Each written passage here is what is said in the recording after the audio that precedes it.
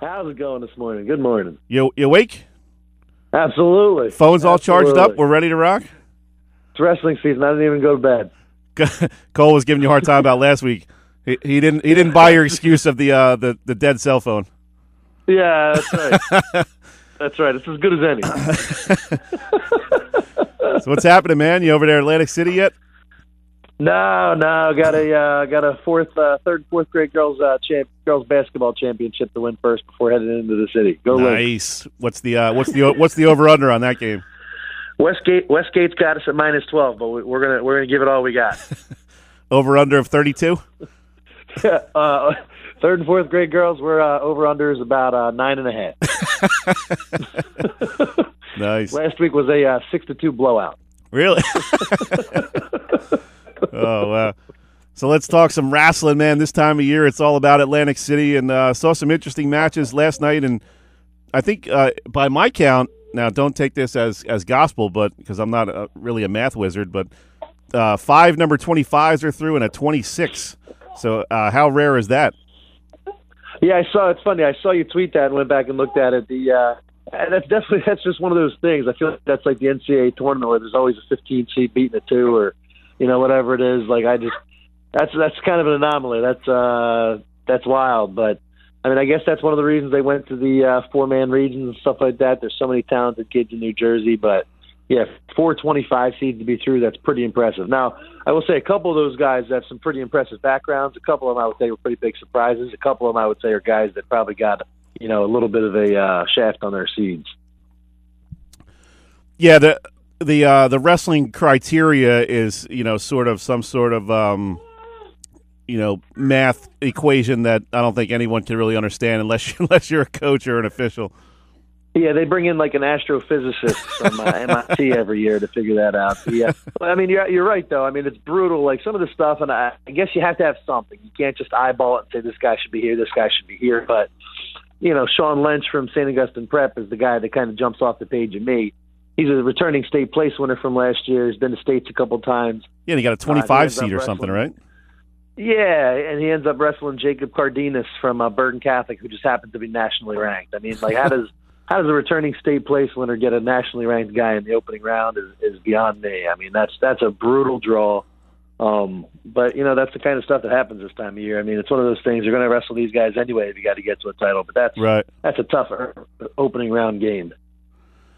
And kind of a tough day for the locals, not so much in the opening round, but the second round when you're trying to make it into quarterfinals. I think the only guys we got through were Tim Fitzpatrick of Holy Spirit and Luke Gauthier from Lacey, right? Yeah, it's unbelievable. I mean, I was going back and talking with a few people last night about that. That's got to be, not to be Debbie Downer, but that's got to be the worst showing that our coverage area's ever had in terms of that. There's at least in the last 20 or 30 years, but I would expect going back even further than that because it's just amazing. I mean, sending 28 guys there. Now that number's a little artificially high with this being the second year that the top 4 guys in each region qualify. We used to send between 18 and 22 or so every year. Right. But with 28 guys down there, it's unbelievable to me that only 2 guys, have gotten through Friday. And I think there's a number of reasons for that. And we can go on all day about that. But wrestling in this area, it's just tough right now. I mean, there's some talented kids, but part of me feels like North Jersey and some of these other areas and things like that are just, a little tougher right now in terms of maybe have passed us by a little bit in terms of some of the talent this time of year. Yeah, well, I wonder if it's maybe just because they get so many more tougher matches throughout the season. I think that's definitely part of it. I definitely think that's part of it. I also think that in coaching middle school here at the, Galway Township Middle School, we've won 4 straight league titles and we haven't lost a match in 4 years. And I'd love to say that's because we're wizards on the coaching level and things like that, but more realistically, there's not too many developed teams down here. I mean, our league is not super developed. A lot of teams we show up and wrestle only have 10 guys to fill out a 20-person lineup. If you go up north to Manahawk, the Shore Conference area, their middle school league has district and finals tournaments, and they have, Southern Manahawkin has an A team, a B team, and then a JV team on top of that. Wow. If you go west, same thing. If you go west out to Delphi, Kingsway, they've got developed middle school teams. Their numbers, and then you go all the way back to youth wrestling, and their numbers in the youth wrestling and the youth circuit are astronomical compared to the towns down here, as well as I can, even mention the clubs up north, the Sure Thing, Apex Wrestling, Matt Warriors, all these, great wrestling clubs and big-time college coaches that are coming back to coach people, NJ Elite with Scott Winston and Steve Rivera and all these great coaches and stuff like that. And the clubs down here just aren't quite as developed. I mean, there's only a couple decent ones down this way. So I think it's a number of reasons, but, I think it's just, for some of our talented guys down here, and speaking with Hunter Suter last night from Buena Regional, he drove all the way up to Bergen Catholic this week to work out. Wow. So it's, I think the guys down here that are really excelling on that level are guys that have, dedicated families and have traveled up and down the East Coast and wrestled in big-time tournaments and this, that, and the other thing, because you have to kind of go out of your way to get good competition. What do you think of our boy Fitz this morning?